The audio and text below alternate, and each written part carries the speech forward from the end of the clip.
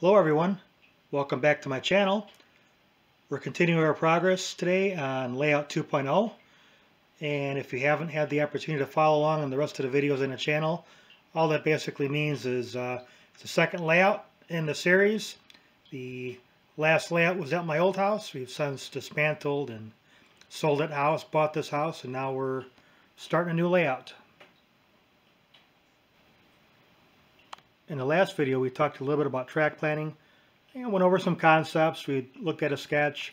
We looked at some different pieces of software that are available online that you can use to plan your layout. You guys can check that out in the channel. We used AnyRail 6 to plan this layout. And as you can see, most of the bench work here is done, so we're going to talk a lot about in this video the bench work, material used, and why we used it, and again go over a few more conceptual type things before we start laying track. Before we get into the bench work, we're going to go over a couple more conceptual type things. Now, if you're planning a layout or you're thinking about a layout or you're in the middle of construction, you need to answer just some of the basic questions like what and who and when, which is really important. A lot of people forget the when, and the where. So as you can see, I've got an HO scale, BNSF tank car, and I think that answers quite a bit of the the questions right there.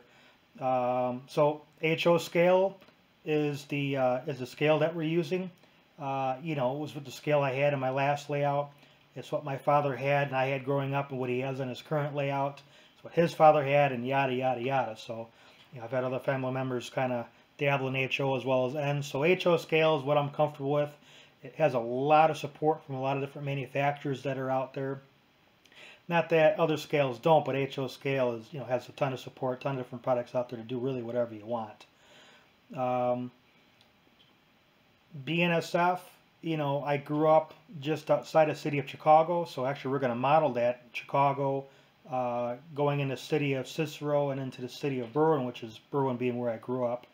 At the time was Burlington Northern, now BNSF, so that kind of explains the what. And we're going to do that on the bottom level. Now, if you noticed a moment ago when I did the pan around the room, there were some 2x4 risers that were coming up out of the bench work, and that's basically because we're going to be doing a two-tier layout.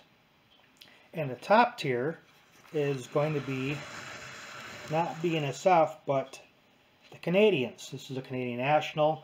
Again, HO scale, top and bottom. We'll have a helix that's in an adjacent room with some track storage. I'll show you guys that at another time. And that's going to be coming out of Duluth, Minnesota up to International Falls, Minnesota, which is right on the Canadian border. And again, an area I know really, really well. I spend 2-3 weeks a year up there with family and vacationing stuff, but there's a big rail industry that's up there, and it's something that I think I can model well in the space that I have. As far as the when, we're going to be doing a modern era railroad. Again, a lot of manufacturers are able to give a lot of support. They're coming out with the newer Geovos and the newer engines that are out there that the General Electric and EMD are putting out there today. So as well as a lot of railroads will keep on the short end that locomotives 20-30 years, and on the long end 40, 50, 60 years. I mean, geez, BNSF has a handful of Jeep 9s that are still out there. So you can have a wide range of locomotive power out there, even with a modern day layout. Okay, so getting back to the bench work, this room is roughly 12.5 by 21, and as you can see, it's really my utility room. And again, I went with HO scale, for the reasons I gave a moment ago, but also I think it fits pretty well in this room. As I pan around, you can see there's a lot of room to put a lot of different pieces of bench work in here. And out this doorway here, I'll get to it a little later, but there's another doorway that's there, if you guys can kind of see it. That goes to a storage room, and that's where we're going to put a helix that'll join the bottom level and the upper level, as well as give me some staging track. But as you can see, there's a lot of bench work in here for a room that's not terribly huge. An HO scale fits just fine.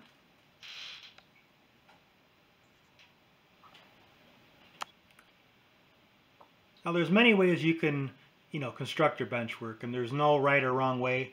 There's two popular styles of doing it, but not limited to any one particular way.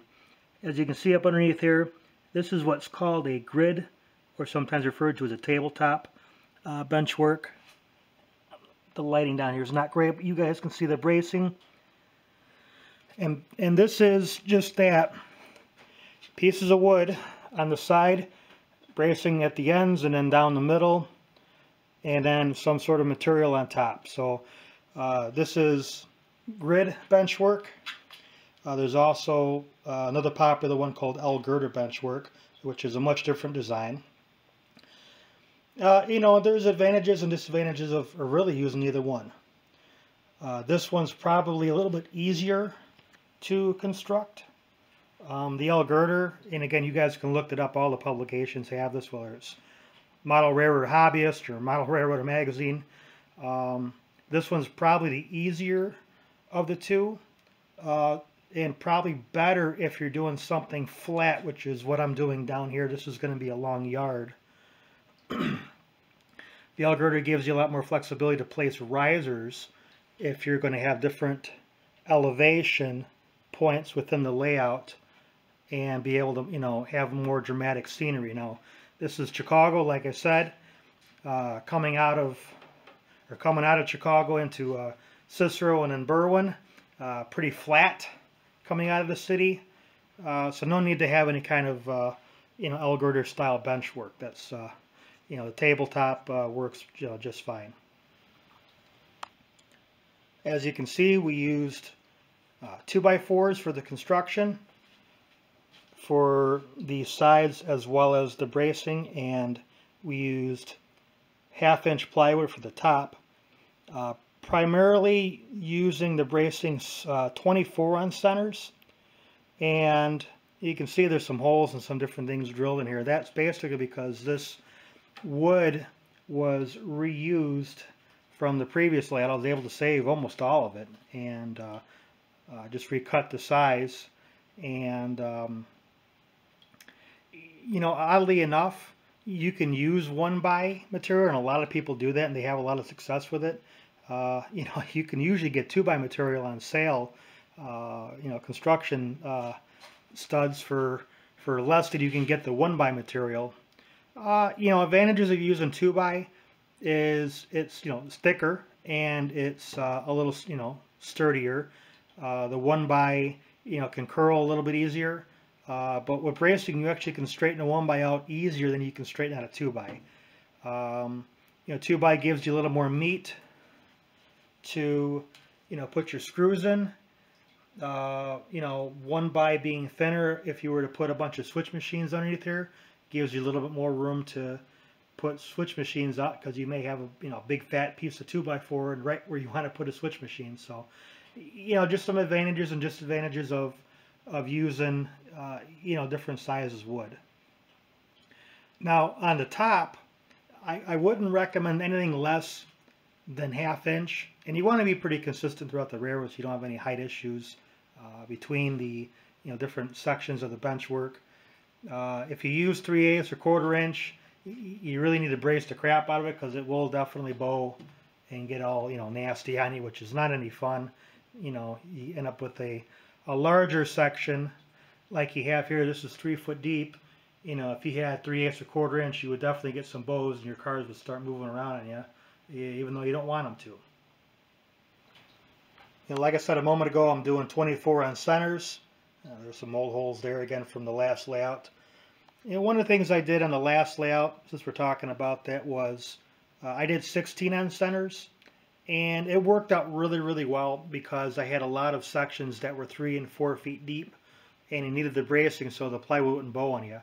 And most of these sections are 24 inches deep, and some of them, like this back one here beyond this little island, that's actually, I think, about 13 or 14 inches deep. You don't need 16 on centers to support something like that. Now this, being 3 feet deep, you need a little bit better support on this table, but this is the deepest spot in an entire room. So when you figure out your bracing, keep that in mind.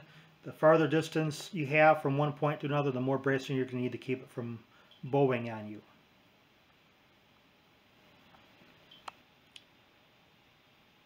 Okay, so I think I've covered everything I need to with the material. Now we can talk about the positioning and what we're doing here with some of these other pieces here that are in the way of the utilities. So, I really wanted to obviously use as much of the room as possible. I needed to be able to get to the utilities. So as you can see here, this is the furnace. You can get around to the furnace, without any difficulty. This is a little bit of a squeeze, but you can get in there well enough to change the filter and get to any of the controls if you have to. This is a simple and almost complete swing up bridge. I've got one hinge there. I'll have to actually get 2 more hinges to keep this level. And there's no lock on here yet, but this allows comfortable access in and out of the room. Although 30 or 36 inch radius on the curves would have been really, really nice. I had to settle for a 24-inch minimum in order to be able to really utilize the room like I am and get these peninsulas in here and get them in a way where you actually can make use out of them. But it also means that I need to do an around the wall type of a layout with these, again, peninsulas that you see them here. And I need to be able to get to, those of you that are on a well, you know what that is. That's the well tank. And, there's a little softener here. I'm in the Midwest, so the water's hard. The hot water heater. This section here is still a little bit in process. Not quite done. But that opens up there. And I won't open the whole thing, but this opens up here and swings all the way back.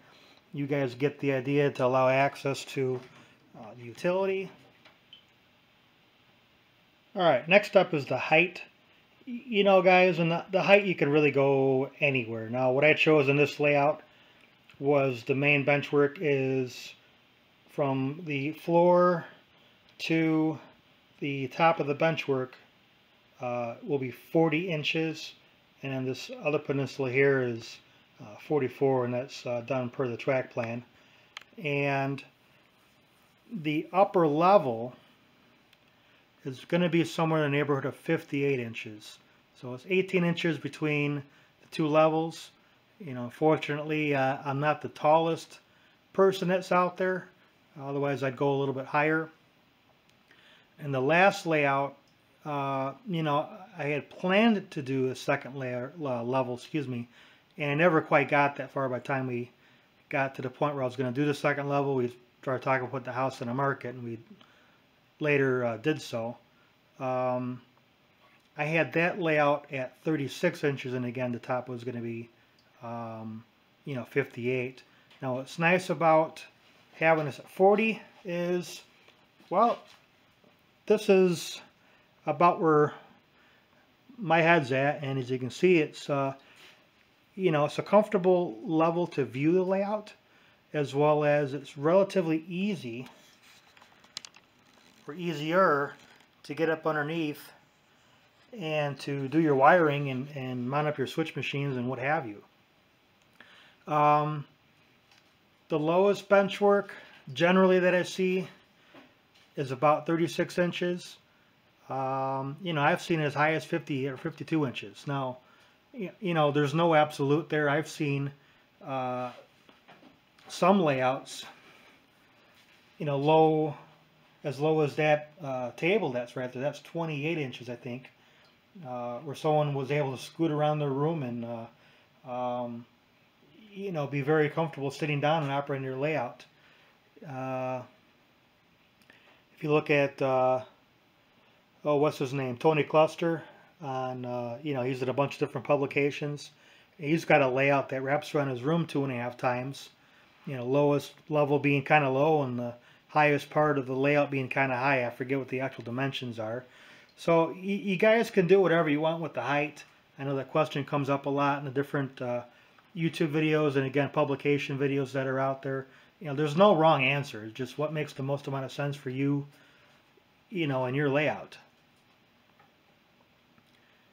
You know, the other thing that, other than the, you know, the couple requirements I mentioned before, able to get to utilities, a minimum of 24-inch curve, radius, track, is I wanted to be able to be comfortable walking around the room with me and maybe one or two other operators, which is really the most that I'll typically ever have. Usually it's just me, which basically meant the minimum distance between any bench work is 3 foot. So here to here,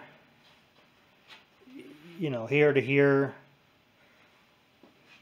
here to here, and the same back over here. Again, you know, you got a lot of club layouts where you get, you know, 5, 6, 7 feet between different pieces of bench work. Again, the room only being so big, you know, 3 feet for me is very comfortable, and one or maybe two other operators, you know, not a big deal.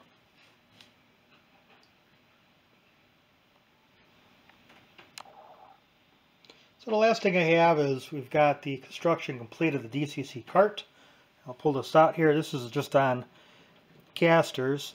Now the wood used for this is, well, it's overkill. It's 3/4 inch OSB and 2x, and that's basically because this was leftover wood from another project. Actually, it was a shelving unit that was here in this room. As I was moving in, I actually tore down to get the layout set up, and it's all powered up.